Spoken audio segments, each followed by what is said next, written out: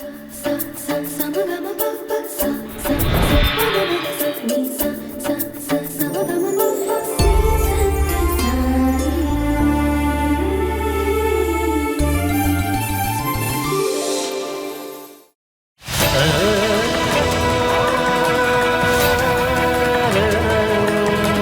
सत्य साई दिव्य कथा, श्री सत्य साई दिव्य कथा, श्री सत्य साई दिव्य कथा।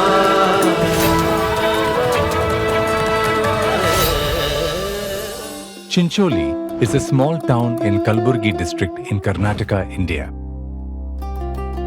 Raja Bhimsen Rao, the last Raja Sahib of Chincholi, and his wife used to visit Shirdi.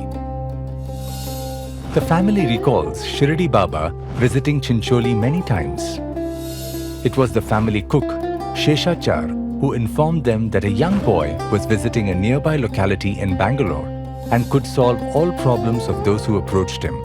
Initially hesitant, they visited the young Sathya Sai Baba. He invited them to come to Puttaparthi. After their first visit, he asked the sisters of the Rani to bring her and their mother for the Dashara festivities in Puttaparthi. This was in the year 1947. When Baba spoke to them, he said, "It is my duty to talk of the difficulties and happiness of all those who come to me." He then told them of their problems and asked them to bring the Rani to Puttaparthi. Bhagwan appeared in her dream and said, "I am Sai Baba of Shirdi, born again in Puttaparthi," and beckoned her to come see him in Bangalore soon. After many interactions, she developed faith. At the height of the Razakar movement in 1948, Baba protected them and they were unharmed. In 1949, Bhagwan visited Hyderabad for the first time and stayed at the Rani's house, Sri Niketan. One day he told the Rani, "I have been to your palace in my previous incarnation. I left my kamandalu, hookah, tobacco pipe and robe there. The robe had been stitched with a needle used for stitching jute sacks. Each time I sat for a meal, that kamandalu held water." The earnest Rani returned to Chincholi to find every detail he had narrated to be true. In one of the storerooms, she came across a beautiful brass kamandalu. She got it cleaned and polished. And when the next day a cobra had wrapped itself around it, the queen decided to leave immediately to Puttaparthi.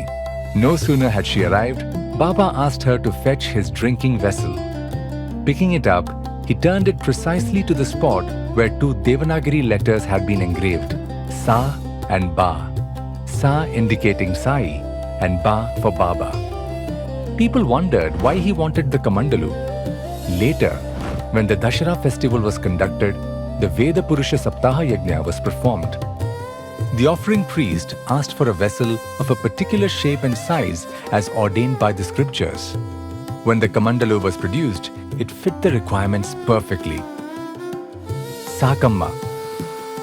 Doddamane Sakama was originally from Bangalore.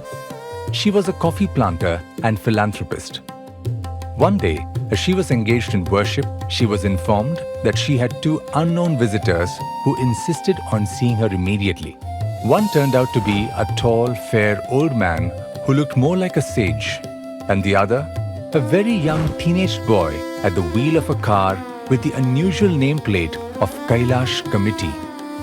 Sakama invited the old gentleman inside and offered him hospitality. The sage requested the lady to become a member of the Kailash Committee by donating a sum of 1,000 rupees. Sakama signed the declaration, promising to pay the said amount.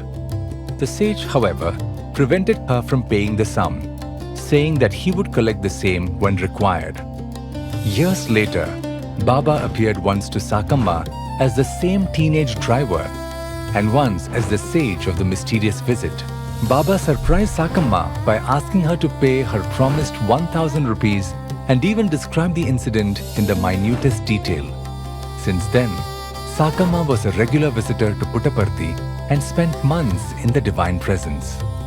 She pleaded with Baba to wear a red robe so that he could easily be distinguished in a crowd.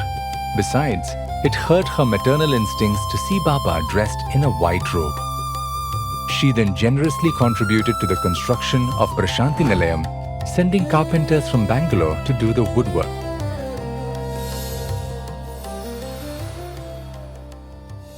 Actually, Swami came into my mother's dream and told her, I am waiting for you all. Why are you not coming? But she said, I have never seen you. I don't know anything about you. Then see, I am Sathya Sai Baba staying in Puttaparthi. So you have to come to Puttaparthi and have my darshan. We were 9 members. We have started from our native place Kuppam. We have reached Bangalore and we had took the train and we reached Penugonda at about 1 o'clock in the night. Morning 5 o'clock, the horse cart will come. Though the bullock cart was there, it was in a horrible condition. We cannot sit in the cart at all. We reached Bukfatna and then we went up to Chitravati river. And actually, as soon as we reached Chitravati river, and the cartman said it is in full swing, we cannot cross it on.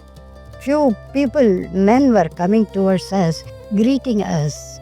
And in that group, one, I can say, young fellow, I can say, he's very smart and looking very charming and all that. As we walked with them, and that gentleman is telling what all we undergone for these 2 days. And we were wondering how this man knows about all these things. But we didn't judge who he was. But anyhow, we reached the old mandir at that time. We thought maybe Sai Baba is going to come. And then immediately he said, Bayama, one lady, elderly lady inside, he called her. They have come all the way from Kuppam. See, they are so tired. We serve them food immediately. Then from inside he said, all right, Baba.